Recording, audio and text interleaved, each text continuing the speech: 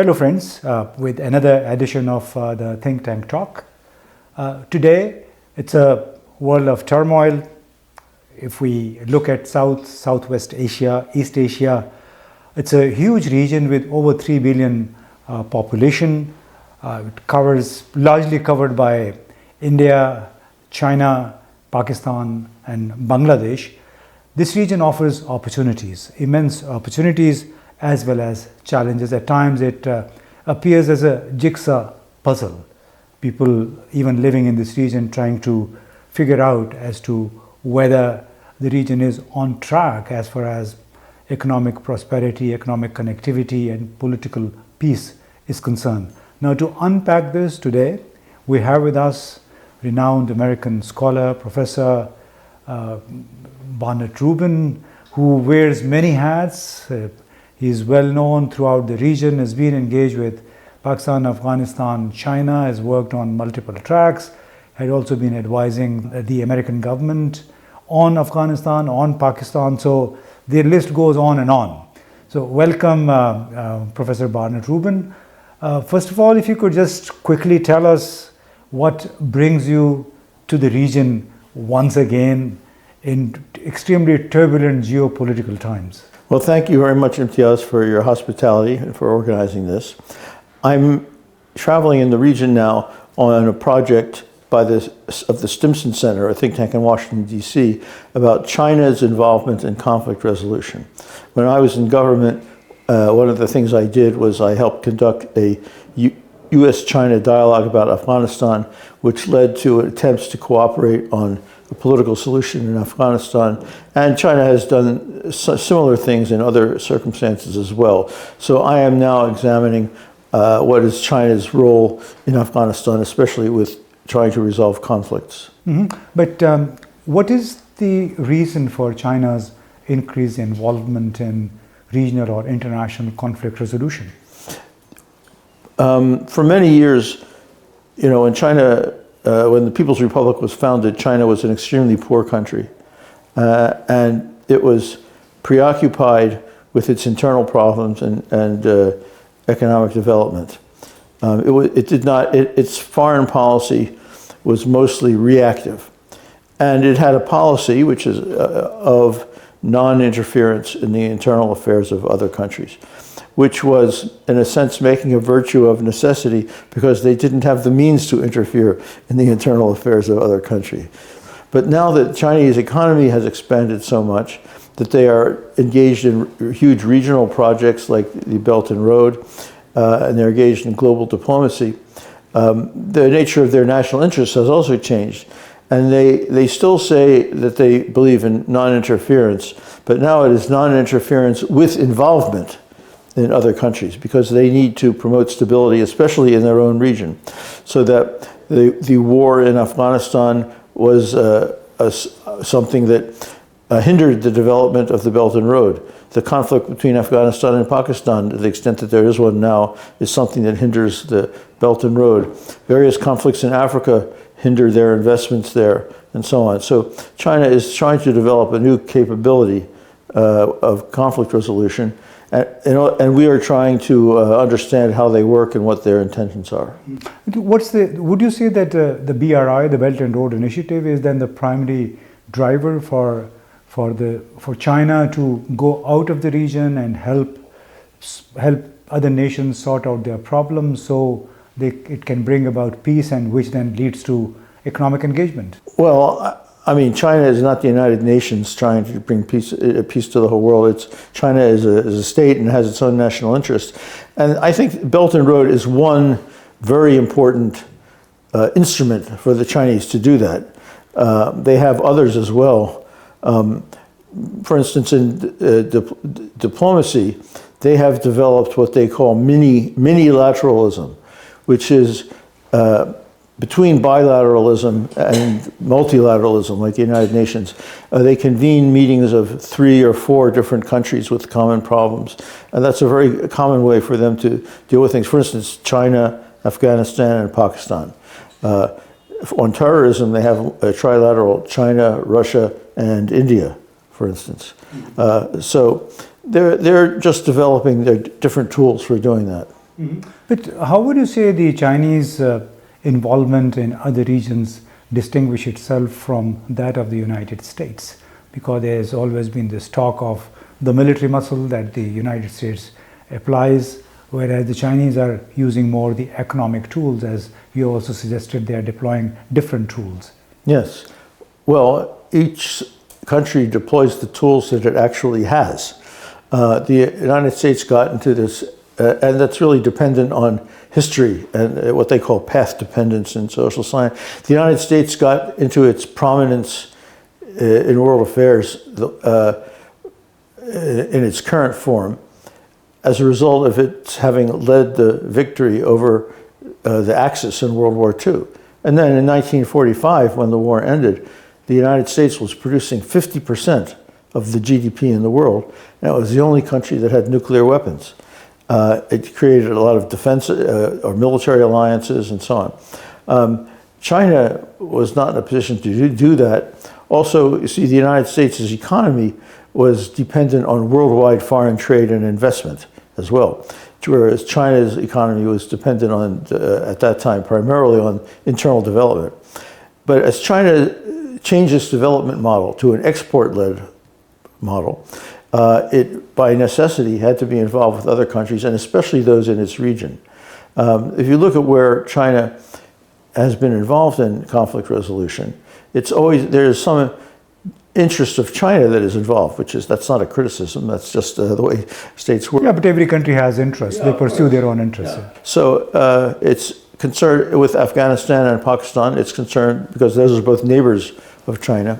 In Africa, it has developed some rather large mining and transport corridors, and it wants to be sure it's stable. Obviously, in the Middle East, China gets its energy supplies from there. So to the extent that there's conflict between Saudi Arabia and Iran, those energy supplies could be endangered. So it's in China's interest to try to calm those conflicts. This complex neighborhood of China, I mean, on the one hand, they have Russia, on the other hand, they have India.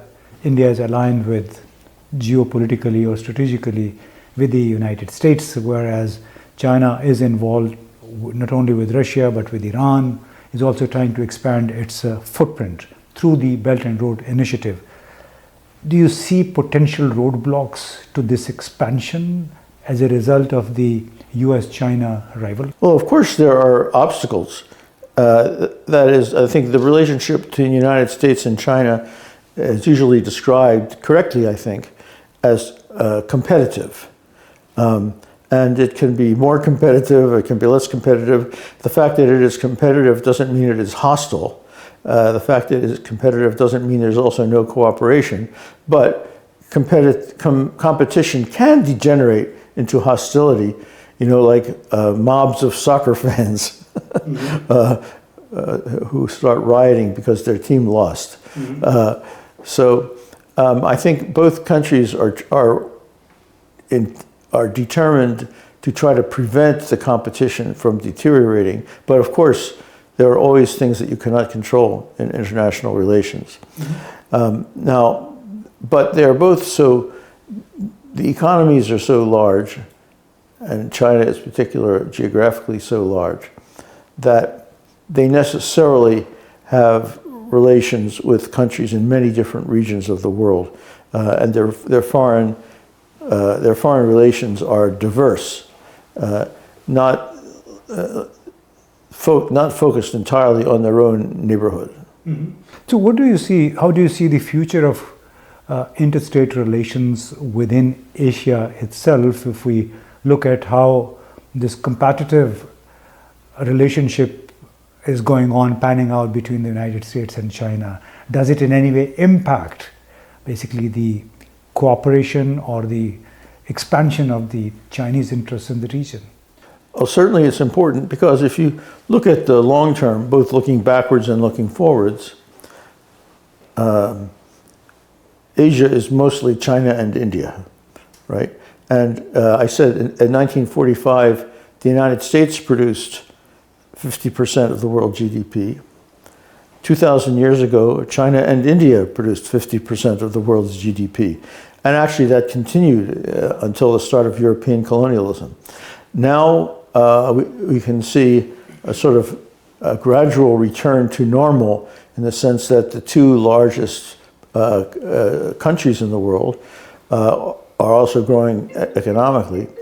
And I think the future of Asia will very much depend on whether India and China can find a peaceful way to live together and trade. It's often, there's a lot of emphasis on the conflicts between China and India, geostrategic, their border issues, etc. What often escapes notice is that there is a huge amount of trade and investment between China and India. I believe, I may be wrong about this, but as I recall, China might be the largest foreign investor in India right now. It's not the United States, which means that eventually they will have a relationship which is more variegated and not just focused on those few issues where they have opposing interests. Mm-hmm. If India and China were to find their peace, their political peace, align their economic policies, what do you think would it mean for the United States in a few years down the lane? Well, first, none of these arrangements is ever permanent. You see, China and India might find a method of coexisting more peacefully for 40 years, 50 years, I don't know, but then something else might happen. I think it really depends on how the United States looks at it. At the moment, the Biden administration is looking at the world through a lens of conflict between democracies and autocracies. And it sees India as a democracy and China as an autocracy. Well, I would agree China is an autocracy, but India is an extremely flawed democracy, especially under Prime Minister Modi. But the main thing is that you cannot understand the great variety of the world's systems of government by dividing them into two categories and labeling them. And the United States could have many interests in common with countries, even though their values and political system might differ on certain points. So I think what I personally urge people in the United States to adopt as their view is that the rise of China or the rise of India is not necessarily a threat to the United States. And in fact, to the extent that China and India could decrease the amount of conflict between them, that would be very much in the interest of the United States, because both of them are very important partners of the United States for trade and investment, and all three of them are important economic actors in many other countries. Mm-hmm. Now, regardless of the change that may come about in Washington in a few days, will it change also the U.S. as a whole, the U.S. view on Pakistan, on China, on Afghanistan? I think, well, first of all, the election, the presidential election in the United States could have a tremendous impact on the United States and what our political system will be like. And in this case, there's a very sharp contrast between the two parties. I think if the Democrats, if Vice President Harris wins the election, we will see a great deal of continuity. We will see some change as well. That is only normal, but we will see incremental change and continuity. If Donald Trump wins, with Donald Trump, nothing is incremental. He makes big decisions, good and mostly bad, and also he is an agent of chaos, and he thinks that sometimes creating disorder creates opportunities for him. So I find it very difficult to predict what he might do.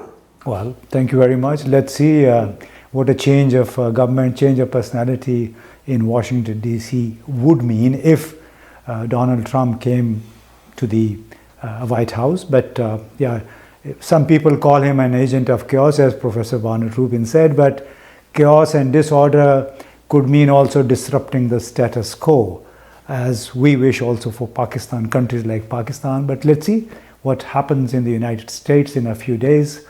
whether who wins and what impact does it bring with it for the extended global community. Thank you very much.